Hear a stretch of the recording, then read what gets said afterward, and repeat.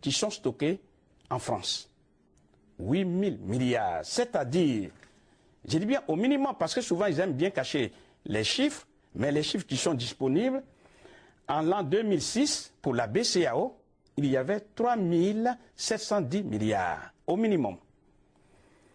La BEAC, c'est la Banque des États de l'Afrique centrale, avait 4 382 milliards. Si on additionne, ça fait 8 092, à peu près 8 100. Oui. Si on ajoute encore 1 000 milliards pour la République fédérale islamique des Comores, on est autour de 9 à 10 000 milliards. Mais alors, professeur, mais pourquoi ce pourcentage, en fait, prélevé par la France? Pourquoi il prend 50% ou 65%? Parce que les Africains se disent tellement enfants, gamins, qui ne peuvent pas aller sur le marché des monnaies, défendre eux-mêmes leur propre monnaie.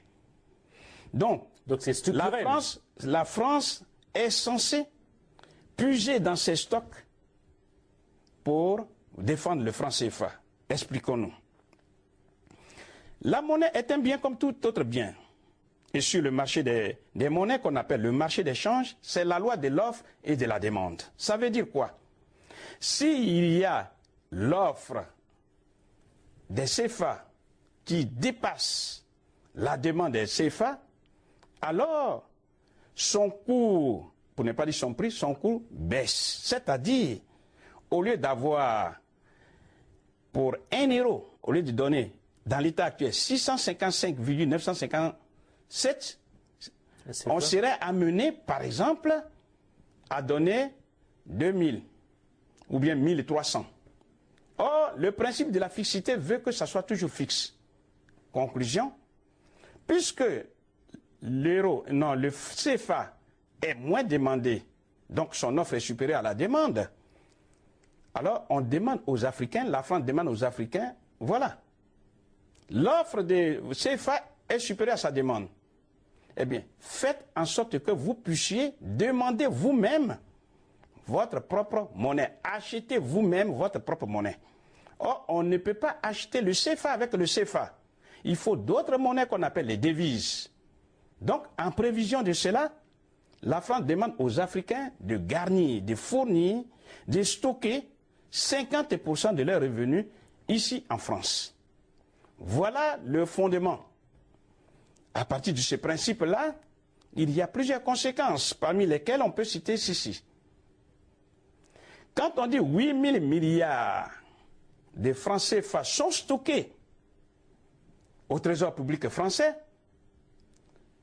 c'est l'équivalent, pour que les uns et les autres puissent bien comprendre, c'est l'équivalent d'au moins 40 millions d'Africains littéralement privés des revenus du 1er janvier jusqu'au 31 décembre de l'année considérée, si on suppose que le paysan ou le paysan dont nous parlons gagne par an 200 000 francs CFA. Et là, je suis généreux, car on sait la réalité du terrain. Tout à fait.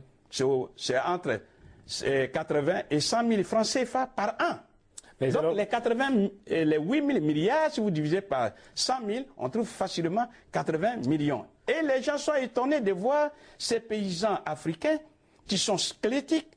Ils sont étonnés de voir la population de la zone franc CFA qu'on pensait allait dévancer tous les autres pays ne bouge pas. Alors, professeur, est-ce que tout se résume à la monnaie? Est-ce que vous pensez, professeur, que la souveraineté ou l'indépendance monétaire africaine que vous conseillez ardemment suffit-elle comme solution pour vaincre le sous-développement? Bien sûr, mais pour qu'on puisse bien répondre à cette question, il faut toujours tirer les conséquences de ces comptes d'opération. Parce que si la France s'est débarrassée de sa propre monnaie, qui est le franc français, et continue de maintenir en esclavage monétaire les Africains, c'est qu'elle a un intérêt. Et ce sont ces éléments-là qu'il faut relever. Montrer aux Africains, car le changement de l'Afrique ne peut venir que de la base. Et il faut informer rationnellement, de façon froide, la base, qui va secouer là-haut. Donc, après avoir rappelé que c'est une tragédie humaine, puisque quand 80 millions ou 40 millions, ça dépend du chiffre qu'on prend, 40 millions d'Africains sont littéralement privés de leurs revenus, eh bien, ce sont des assassinats, ce sont des tragédies humaines scientifiquement organisées depuis 1945 jusqu'à ce jour. Et quand la France a, par exemple, 8 000 milliards, mais vous-même, c'est un problème de bon sens.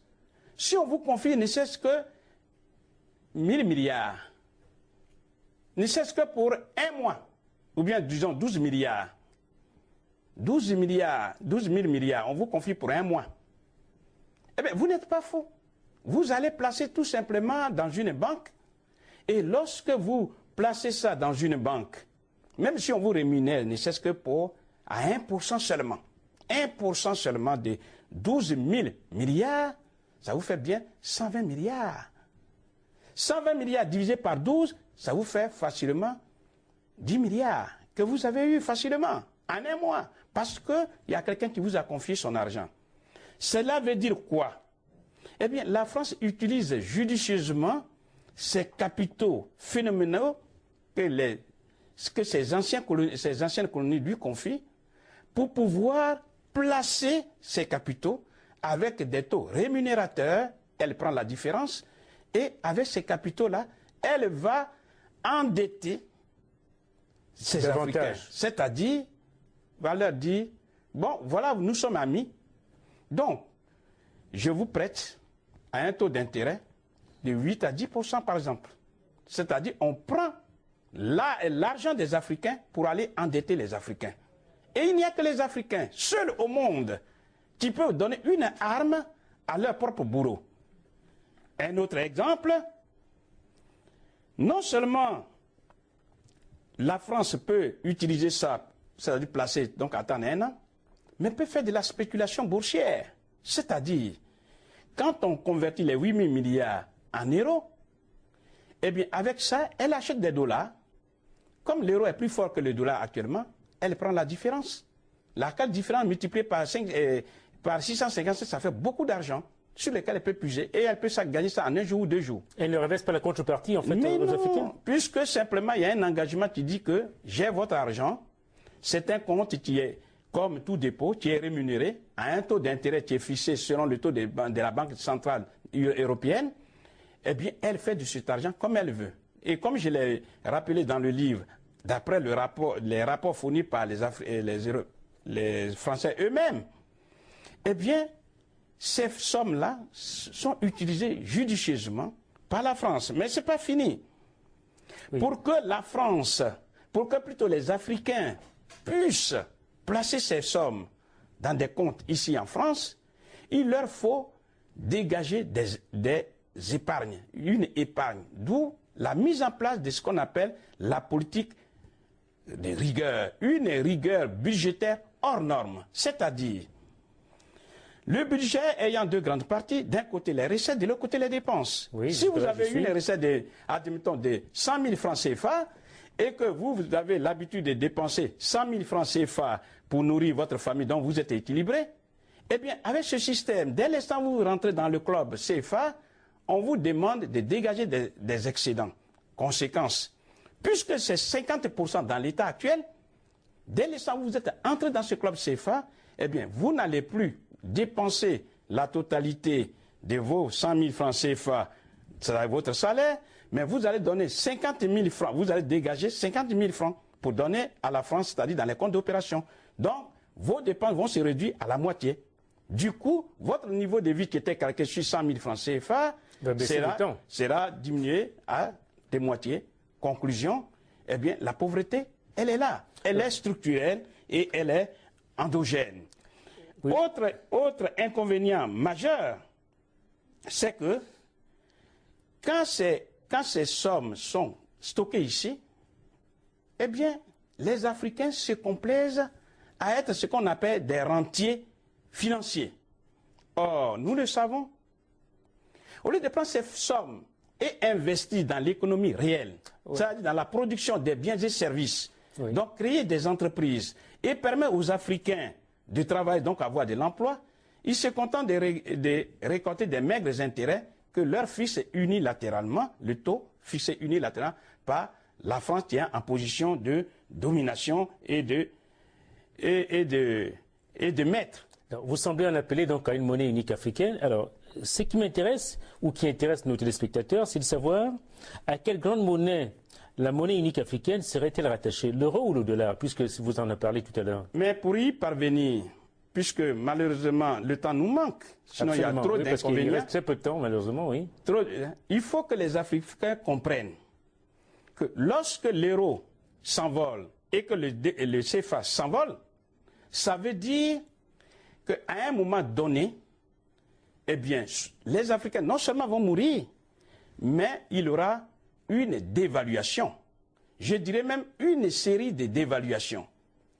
Parce que si vous prenez votre nouvelle voiture, fût-elle la plus belle du monde, mais qui fait 220 à l'heure, et que vous l'attelez à un TGV qui fait 350 km à l'heure, eh bien, avant d'arriver, si vous partez de Paris pour aller, par exemple, à Marseille, ou alors, par exemple, vous partez d'Abidjan pour aller, je ne sais pas, à Gagnoa, eh bien, vous n'arriverez même pas à Tiassara et puis vous serez en piteux état.